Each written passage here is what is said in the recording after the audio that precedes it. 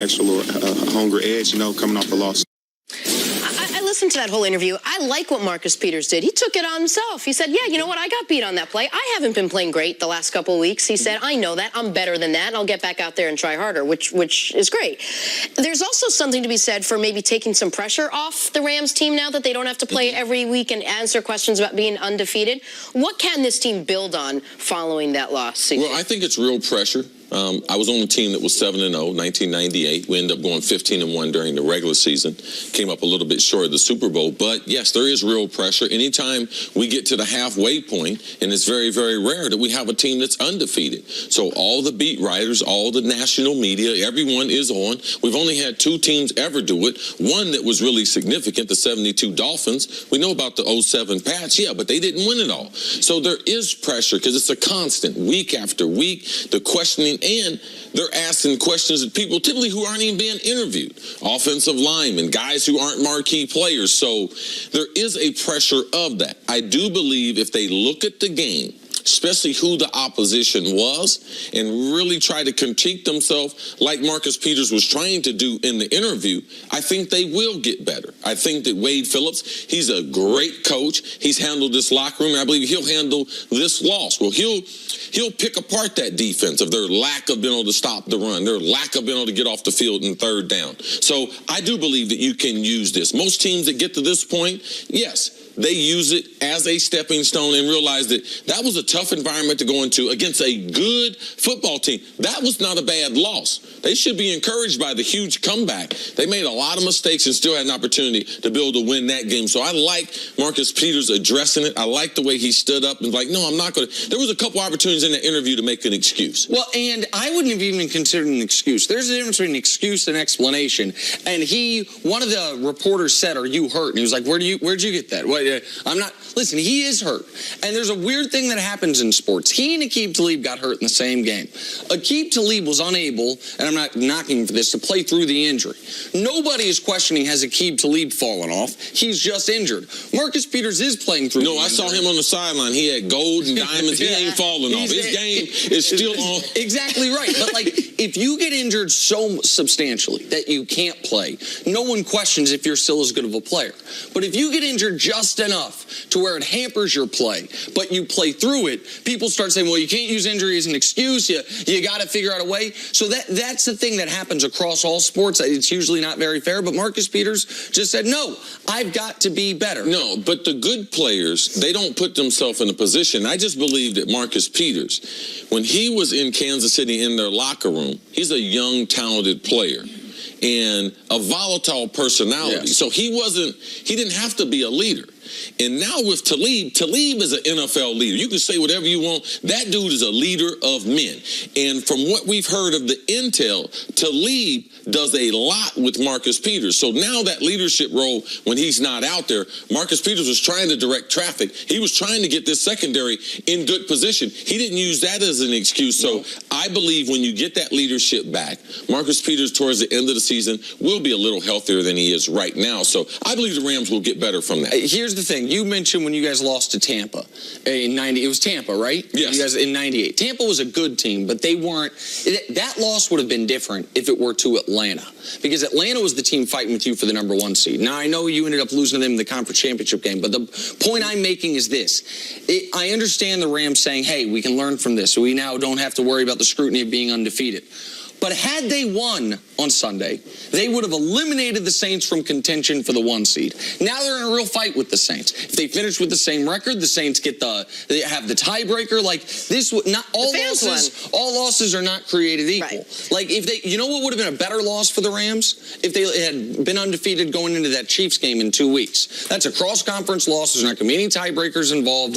So there is some substance to what this means for the Saints and what it means for the Rams. But they won 7 games in a row. The Saints are legitimate. Any team in the NFL, when you go to New Orleans, they got Drew Brees. Of course. You know you're in for a dogfight. So I don't think we got too many games left And the Saints' schedule is too hard to be in week number 8 to say, you know something? Yeah, well, obviously, in the head-to-head, but we didn't think the Rams are going to go undefeated. I do believe there are good losses and bad losses, and this one I would put in the good category. Look, how many times do we talk about a game and build a game up and hype a game up only to be disappointed because one team blows out the other? These were two very good games who went head-to-head and played a very good offensive game, and coming up we'll talk about maybe where their defenses are holding them back a little bit, but I think fans got what they wanted, and now it's going to be a nice fight. Game. I'm just going to keep dropping things. Coming up, can the Packers make a playoff push the second half of the year? Just throw it. It's next on First Things First. Jenna wants you to think this is medicine because they've been injured the last several weeks, lost a lot of practice time. You could see them growing. This is how rookie quarterbacks have to play in the NFL. They get beat up. They make a lot of mistakes. They throw more interceptions than they do touchdowns, typically. But no, I still got the same amount of faith in Sam Darnold, as long as he doesn't get hurt.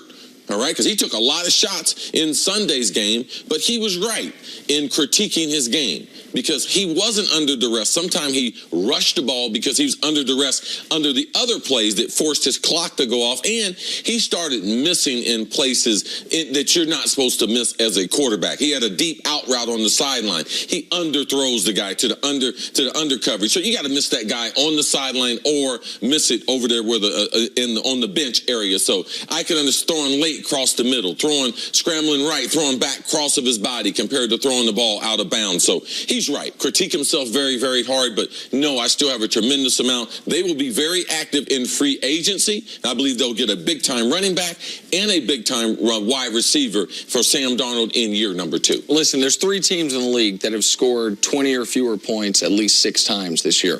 The Jets, the Cardinals, and the Bills. What do they all have in common?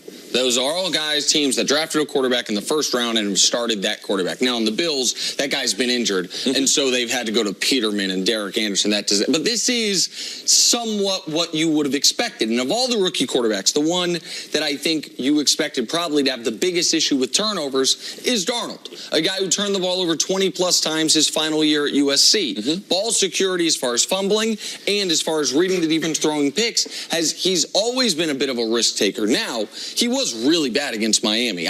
Bart Scott was coming on later, got really upset because Todd Bowles talked about how the defense has to do better when it was the offense that cost them that football game. But I haven't seen anything from Darnold this year that would make me change what my feelings on him were before the year. It's about what you'd expect. He's been awful when he's been under pressure, and he's been under pressure a lot.